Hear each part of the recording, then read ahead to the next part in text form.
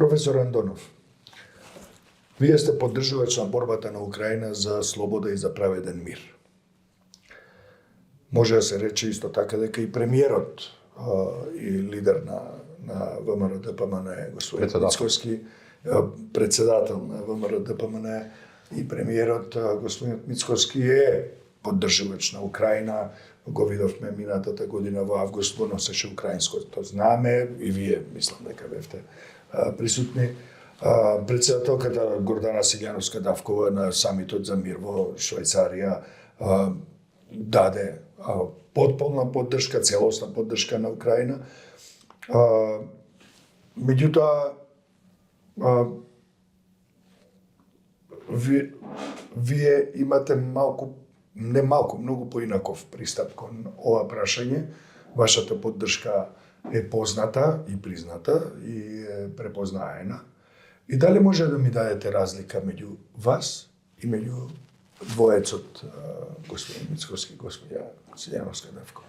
Која е разликата меѓу вас и актуелното водство? Разликата е многу едноставна. Кај нив се флоскули, реторика, а кај нас како фракција и кај мене лично е реалната поддршка со конкретна политичка, а кога би биле во можност би им дале и секаков друг вид на поддршка. Зошто? Затоа што Украина е меѓународно призната земја, Украина е нападната и врз неја извршена агресија од страна на Русија и правам разлика помеѓу рускиот народ и Русија како држава предводена од кремлската администрација. По меѓународното право Украина има право да се брани.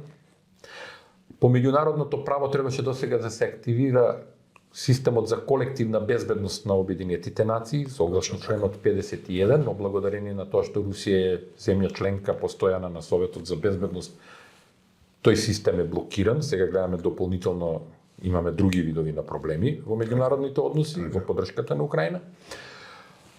Мислите на Трамп? Да, секако. И затоа што јас можам и како универзитетски професор и како човек кој искусил што е тоа војна, отворено да сочувствувам со украинскиот народ и со украинската држава и понекогаш морам една работа исто така да кажам, не е директно поврзана со тоа што ме прашавте. Не го разбирам пред се македонскиот народ и дел од македонските граѓани кои се согласуваат, па дури и уживаат во тоа да кажат епајате Украина ќе изгуби дел од териториите. Како да ние немаме такво историско искуство кога географската област Македонија е поделена помеѓу соседните држави. Како да ние не можеме да се најдеме во таква состојба, не дај Боже, па да бидеме разделени помеѓу разни групи, држави, не знам што. И едноставно нарушувањето на меѓународниот поредок воспоставен после Втората световна војна е многу опасен за нас како мала држава. Малите држави исклучително мора да функционираат во рамки на меѓународниот поредок на непроменливост на границите и да се бранат во рамки на сојузи. Ниедна мала држава не е способна тоа да го прави. Украина со толкова територија, со толкова население, со толкова мобилизација, со поддршка од надвор едва и успева да се одбрани. Така е. Замислете, пак да се вратиме на она што некои тврдат овде, ние неколку месеци можеме да се браниме дека некој не ни пружи помош. Да, навистина зошто мислите дека еден дел од луѓето во Македонија едноставно паѓаат на руската пропаганда? Заради пропагандата. Го кажам, паѓаат на руската пропаганда заради интензивната пропаганда, а не спротивставување од страна на владата. Владата има начелно стратегија за борба против дезинформации, постои такво нешто, но во пракса не ја спроведува таа активност. Затоа што на ова би сакал да го надоврземе други некои причини. Да ги надоврземе и неколку други моменти. На страна контрадикторноста во изјавите на председателката, која понекогаш звучи како да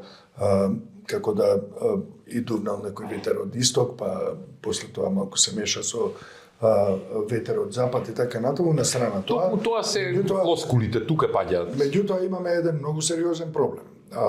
Новото нормално на господин Мицкоски е дека така одлучивме, затварам цитат, за гласањето во Генералното собрание на Обединетите нации, кога Македонија беше воздржана, во однос на европската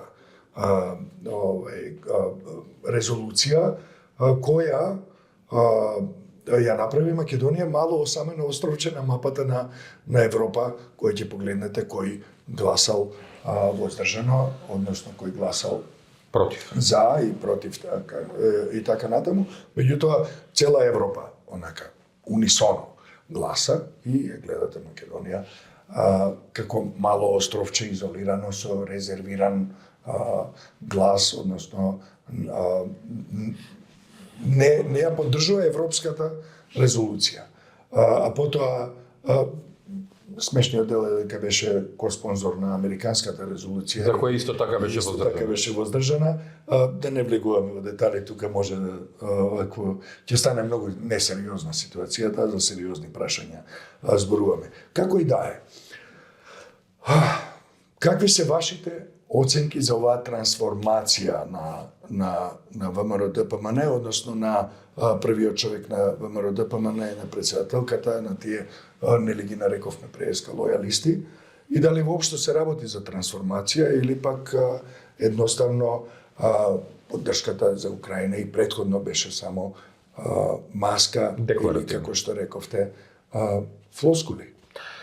Нема трансформација. Што мислите? Нема трансформација. На ова како фракција укажувавме и претходно дека ова е факт, дека така ќе се однесува кон меѓународната политика, посебно кон прашањата поврзани со агресијата на Русија врз Украина, со односите со Унгарија, со влијанието на руската пропаганда во регионот, со односите со власта во Белград, со власта, повторно напоменувам, не со Србија како држава и со српскиот народ.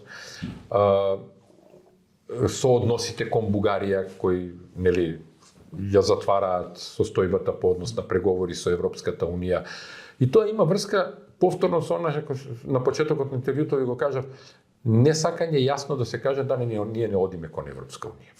Не сакање јасно да се каже ние тоа вака ќе го направиме.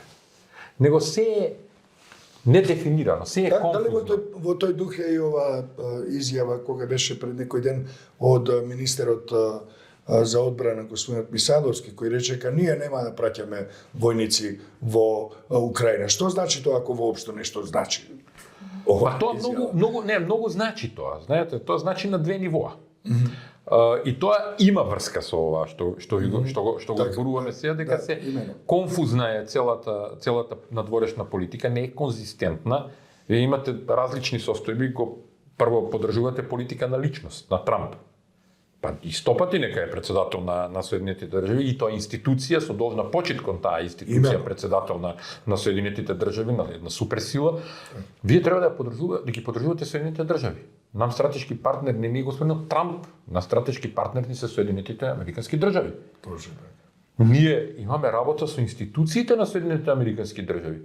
Ако реално ја гледаме состојбата во САД, ние можеме да забележиме многу внатрешни конфликти сега се развиваат во Соединетите американски држави. До состојби на доведување до судски постапки за одредени одлуки на републиканската партија. Имаме состојба на судски постапки во рамките на поедини држави и одлуките на Трамп како председател на Соединетите американски држави. Па негови ретерирања од ставовите кон Канада, кон Мексико, кон Украина. Значи, тоа е еден таков галиматија и конфузност од политички ставови на личност. Но тоа не значи дека е погрешен, дека има конфузност во политичкиот став на Соединетите држави и тие многу брзо ќе дојдат до еден цврст став Стејт департментот како ќе се однесува кон некои одлуки на председателот или на потпредседателот на Соединетите држави. И тоа се е нивно прашање. Во целата оваа состојба за која ние денеска зборуваме, вклучително и за тоа дали ќе пратиме некаде војници или не, ние имаме работа со НАТО. Ние сме членка на НАТО, за нас важи и членот 5 и членот 3 од НАТО. НАТО во едни специфични околности во кои Соединетите Американски држави под раководство на Трамп моментално сакаат да бидат како екстрахирани од тој дел, е очигледно дека ќе мора да се реорганизира на европско НАТО, а ние сме од геополитички аспект европска земја. Ние не сме надвор од Европа. И нам ни е поблиска Европа отколку Америка. И ние, сакајќи да имаме контрибуција во НАТО и префаќајќи една обврска од пред 5 години дека ќе дадеме толку и толку луѓе во НАТО, ние треба да учествуваме во мировни операции на НАТО.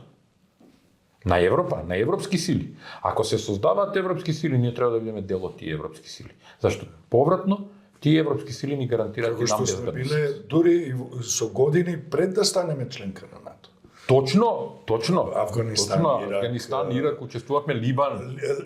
Да, Учествувавме со офицери, учествувавме во Босна, учествуваме денеска и на Косово и во Босна се уште. Така. Значи ние И сега одеднаш ви доаѓа министрот за одбрана и ви вели нема да. Јас почитувам став. популизам ли е? Не, тоа е во прашање е чист популизам во однос на граѓаните на Македонија. Ние ги браниме нашите деца. Очекувајќи дека поголем дел од Да, ние тоа е познато на емоции се игра. Так. Нели? Емоции, нашите деца нема да гинат за туги интереси, тука ќе бидат во Македонија. Не дај Боже, кога ќе дойде време за одбрана на Македонија, кој ќе ја брани? Сами? Па претходно го елабориравме тоа колку сме способни сами да може да се браниме. Не дај Боже да дојде до нешто такво. Да. Но мене ме друго нешто загрижува тука. Мене не ме загрижува политичкиот став. Политички став е политички став. Мене ме загрижува процесот на донесување на политичкиот став. За да донесете вие одлука дека ќе гласате или ќе бидете ко-спонзор на одредена резолуција во Обединети нации, па нека е таа и на господинот Трамп резолуција, вие треба овде да имате процес. А тоа е владата да има свој став, да го изнесе пред парламентот. Парламентарната комисија за меѓународни односи треба да се изјасни, па ако треба и целата пленарна целиот состав пленарен на собранието да се изјасни за тоа дали треба или не треба и да се чујат сите страни, дали и во кои услови треба да бидеме и тоа да биде јасна порака и упатство до нашиот амбасадор во Обединетите нации како да гласа, а не да бидете ко-спонзор па да бидете воздржани. Ако сте веќе ко-спонзор па гласете за.